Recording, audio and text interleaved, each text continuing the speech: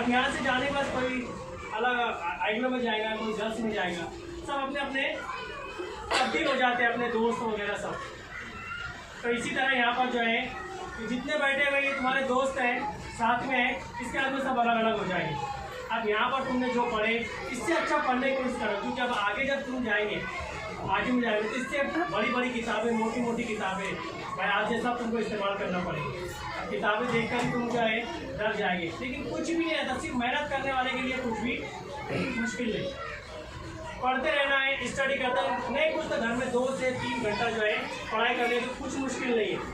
यहाँ जितनी मेहनत करें, अब इससे ज़्यादा तुमको मेहनत करना पड़ेगी, पढ़ेगी कि नहीं?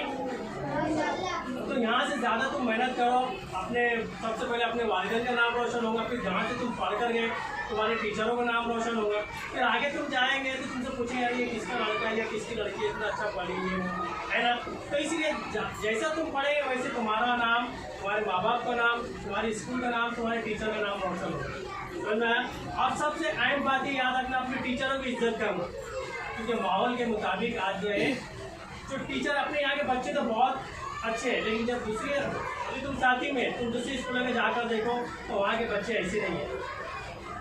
तुम्हारे बहुत सलीका है, लेकिन जब दूसरी स्कूल के बच्चे के साथ में तुम रहना सीख जाएंगे तो उनकी जैसी तुम हरकत करेंगे। लेकिन यहाँ पर जो तुमको तालीम मिली, अपने तालीम के हिसाब से ही तुमको आगे पढ़ाई करना है, ठीक है? चलो।